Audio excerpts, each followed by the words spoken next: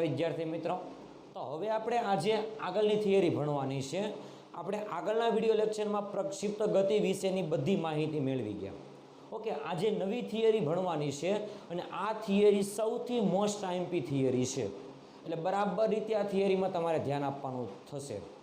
Okay, चलो कि प्रक्षिप्त गति करता पदार्थ माटे अवधिનું सूत्र, अवधि एटले शुं ए पहेला खास याद राखवानो छे। टूंकमां हूँ तमने कही दूँ ने कि अवधि एटले शुं, तो कि अहींया आगळ ध्यानथी जुओ कि पदार्थने उगम बिंदुथी समक्षितिज दिशा साथे अमुक अंशनो खूणो बनावे ते रीते फेंकवामां आवे तो प्रारंभिक बिंदुथी पदार्थ गति करे आ मार्गे अने अंतमां आ बिंदुए आवे तो एक शख्सनी दिशामां ए पदार्थे टोटल केटलुं अंतर काप्युं ए अंतरने कहेवामां आवे अवधि। ख्याल आव्यो आ वस्तुमां? अवधि एटले शुं तो के प्रारंभिक बिंदुथी पदार्थ गति करवानी शरूआत करे अने अंतमां एना ए ज समतलमां अंतमां जे बिंदुए पहोंचे तो प्रारंभिक अने अंतिम बिंदु वच्चेना अंतरने शुं कहेवामां आवे? अवधि कहेवाय। तमे आकृति परथी जोशो तो पण तमने ख्याल आवशे के अवधि कोने कहेवाय ते। तो आटला अंतरने शुं कहेवामां आवे? अवधि। के अवधिनी संज्ञा आपणे आपवामां आवे कैपिटल आर। ओके, अथवा आपणे कही शकाय कि अवधि एटले शुं तो कि प्रक्षिप्त गति करता पदार्थे समक्षितिज दिशामां कापेला अंतरने अवधि कहेवामां आवे छे। तो आपणे वाक्य लखी शकाय कि प्रक्षिप्त गति करता पदार्थे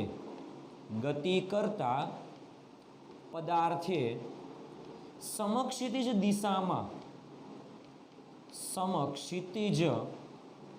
दिशामां कापेला अंतरने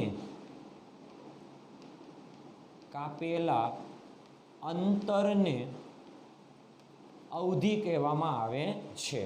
ख्याल आव्यो आ वस्तुमां? એટલે આ કોન્સેપ્ટ તમારે પહેલા યાદ રાખવાનો છે। ओके, चलो तो अवधि आटલું અંતર કાપે છે અહીંયા, સોરી આટલું સમક્ષિતિજ દિશામાં આટલું અંતર કાપે છે। ओके, तो आटलू अंतर कापवा माटे लागतो समय तमे खास ध्यानथी जोजो कि जेने आपणे आगळना विडियो लेक्चरमां कीधेलो कि उड्डयननो समय कहे छे। ओके, એટલા માટે બીજું વાક્ય આપણે એવું પણ લખી શકાય કે અવધિ જેટલું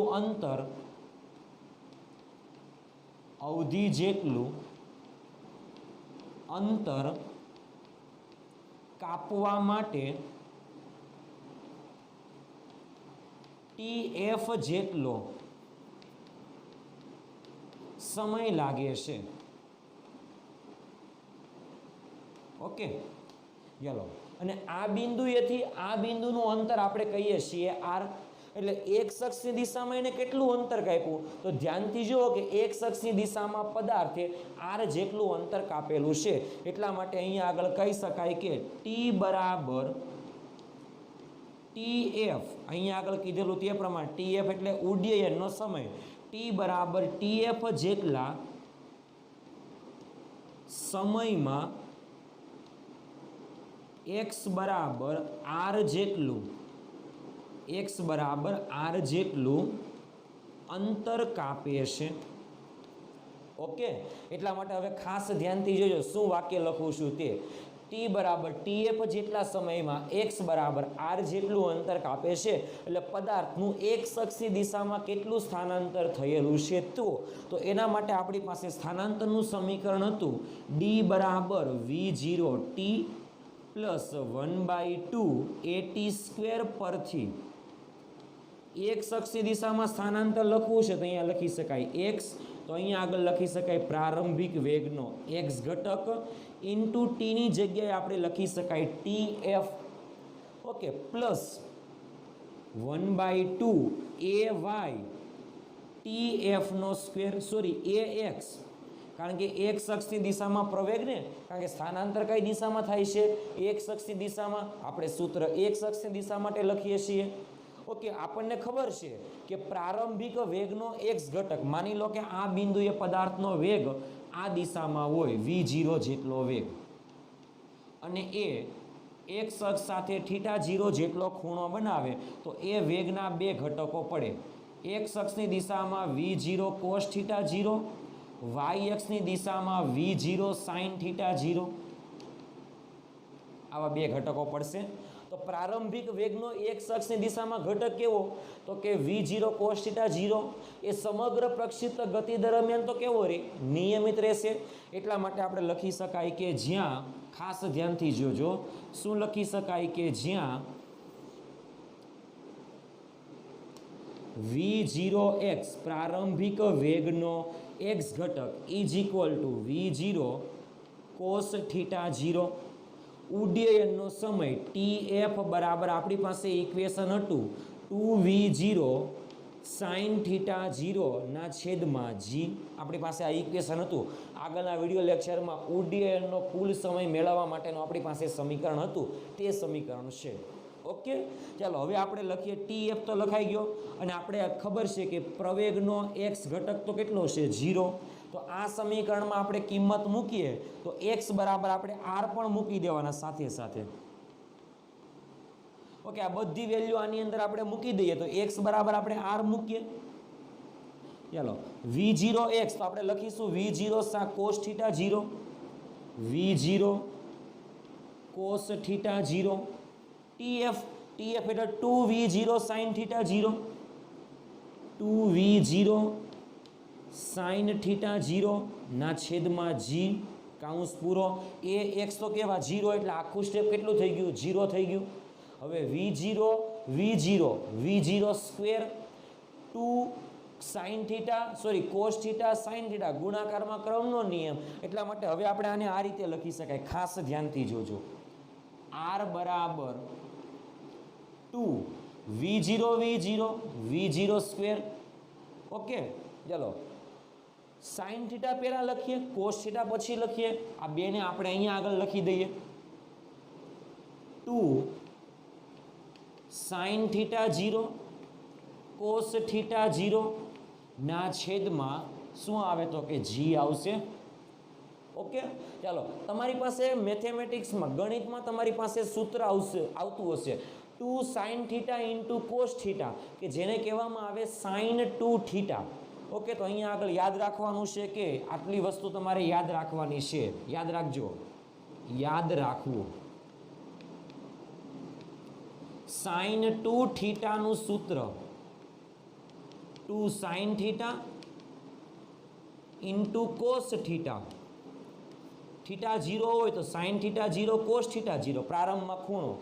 ઓકે, એટલા માટે 2 sin θ 0 cos θ 0 ને આપણે લખી શકાય r બરાબર v0 સ્ક્વેર sin 2θ 0 ના છેદમાં g ઇઝ ઇક્વલ ટુ કહી શકાય કે અવધિ r. ઓકે, તો અહીંયા આગળ આપણને પ્રક્ષિપ્ત ગતિ કરતા પદાર્થે સમક્ષિતિજ દિશામાં કેટલું અંતર કાપેલું છે તેના વિશેની માહિતી મળે છે. ખ્યાલ આવ્યો? કયું સૂત્ર મળે છે? તો કે r બરાબર v0 સ્ક્વેર sin 2θ 0 ના છેદમાં g. આ સમીકરણ મળે છે. ખ્યાલ આવ્યો?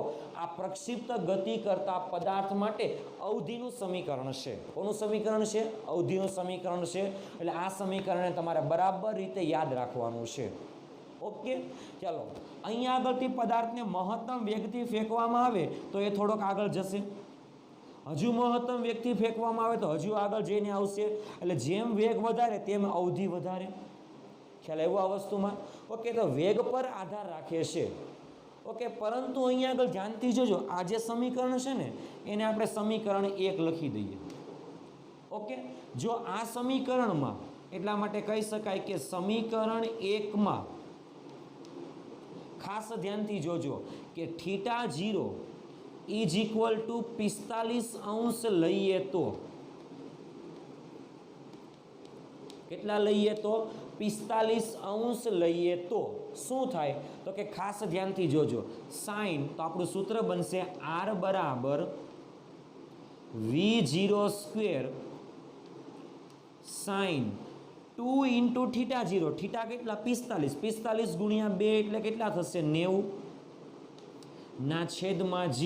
સાઇન 90 એ વેલ્યુ 1 થાય તો અહીંયા આગળ આપણે લખી શકાય કે r મેક્સિમમ એટલે મહત્તમ અવધિ is equal to v0 square ના છેદમાં g. આ સમીકરણ મળે છે. એટલે આ સમીકરણને ખાસ પહેલાં યાદ રાખવાનું છે. ઓકે, સમીકરણ 1 માં જો આપણે sin 2 થીટા 0 બરાબર 1 લઈએ તો આ સમીકરણમાં અવધિ મેક્સિમમ મળે, કારણ કે sin 0 એ વેલ્યુ 0 થાય. ઓકે, sin થીટાની વેલ્યુ જેમ વધે તેમ આખું sin થીટાની વેલ્યુ જેમ વધે તેમ સાઇનની આખી કિંમત વધશે. ઓકે, તો સાઇનની મહત્તમ કિંમત 1 આવે, તો અહીંયા થીટા 0 બરાબર કેટલા મૂકીએ તો 1 આવે. તો આપણે કહીએ તે પ્રમાણે સાઇન થીટા 90 થાય તો 1 આવે. તો થીટા 0 જો આપણે 45° લઈએ તો જ આપણને 2 થીટા બરાબર 90 થાય, અને તો જ સાઇન 90 એ વેલ્યુ 1 થાય, તો જ અહીંયા આગળ આ પદ છે એ મેક્સિમમ થાય, તો જ આપણને અવધિ મહત્તમ મળે. ઓકે, એટલા માટે આપણે કહી શકાય કે પ્રક્ષિપ્ત ગતિ કરતા પદાર્થને જો આપણે સમક્ષિતિજ સાથે 45° ખૂણો બનાવીને ફેંકીએ તો પદાર્થની અવધિ કેવી આવે? મહત્તમ આવે. ઓકે, ચાલો માની લો કે 45° ખૂણો બનાવીને ફેંકો, જો 30ના વેગથી ફેંકો તો આ બિંદુએ આવે. 45°ના ખૂણે જો એને 50ના વેગથી ફેંકો તો એ આ બિંદુએ આવશે. ખ્યાલ આવ્યો? પછી તો માત્ર ને માત્ર વેગના કેવા પ્રમાણમાં હશે? વર્ગના સમપ્રમાણમાં હશે. ઓકે, તો પદાર્થની મહત્તમ અવધિનું સૂત્ર v0² g છે, અને ખાલી અવધિનું સૂત્ર છે v0² sin 2 થીટા 0 g. ખ્યાલ આવ્યો આ વસ્તુમાં? ઓકે, આપણે કીધેલું તે પ્રમાણે એક પરિમાણમાં થતી ગતિમાં પદાર્થને ઉપર તરફ ફેંકીએ તો પાછો આપણા હાથમાં જ આવે. જ્યાંથી ફેંક્યો ત્યાંને ત્યાં જ આવીએ તો એનો અવધિ કેટલી કહેવાય? 0 કહેવાય. તો એટલા માટે આપણે આગળના વિડીયો લેક્ચરમાં પણ વાત કરેલી કે ઉધ્વ દિશામાં ફેંકીએ તો સમક્ષિતિજ સાથે એનો વેગ કેટલા અંશનો ખૂણો બનાવે? 90°. તો થીટા 0 બરાબર તમે 90 મૂકો તો 90 ગુણ્યા 2 એટલે 180 થશે. 180 બરાબર sin 180 એ વેલ્યુ 0 થઈ જાય, અને તો આખી વેલ્યુ 0 થાય એટલે અવધિ મળે નહીં. ખ્યાલ આવ્યો? એટલા માટે ઉધ્વ દિશામાં કોઈ પણ પદાર્થ ગતિ કરતો હોય એક પરિમાણમાં તો પરિવાર ત્યાંને ત્યાં જ આવે તો એ પદાર્થની અવધિ કેટલી કહેવાશે? 0 કહેવાશે. કેટલી કહેવાશે? 0. પરંતુ જો એ પદાર્થને 45° ખૂણો રાખીને સમતલમાં ફેંકવામાં આવે તો એટલા વેગ માટે એ પદાર્થની અવધિ કેવી આવે? મહત્તમ આવે. ઓકે, એટલે યાદ રાખવાનું કે પદાર્થની અવધિ મહત્તમ મેળવવા માટે પદાર્થની અવધિ મહત્તમ મેળવવા માટે પદાર્થની અવધિ મહત્તમ મેળવવા માટે પ્રક્ષિપ્ત કોણ, આ થીટા 0 છે ને એને પ્રક્ષિપ્ત કોણ પણ કહી શકાય. એટલા માટે પ્રક્ષિપ્ત કોણ 45° રાખવામાં આવે છે, રાખીને ફેંકવામાં આવે છે. ઓકે, તો આ કોન્સેપ્ટ છે આપણો. ખ્યાલ આવ્યો? આ અવધિનું સૂત્ર અને આ મહત્તમ અવધિનું સૂત્ર છે, એટલે બંને સૂત્ર તમારે ખાસ યાદ રાખવાના છે. ખ્યાલ આવ્યો આ વસ્તુમાં વિદ્યાર્થી મિત્રો? ઓકે, તો આ તો આપણો આજનો વિડીયો લેક્ચર પ્રક્ષિપ્ત ગતિ કરતા પદાર્થ માટે અવધિનું સૂત્ર અને મહત્તમ અવધિનું સૂત્ર, આ બંને સૂત્ર છે ખાસ યાદ રાખવાના છે. ખ્યાલ આવ્યો? અને આખો વિડીયો લેક્ચર તમારે બરાબર રીતે તૈયાર કરવાનો છે. ખ્યાલ આવ્યો આ વસ્તુમાં વિદ્યાર્થી મિત્રો? ઓકે.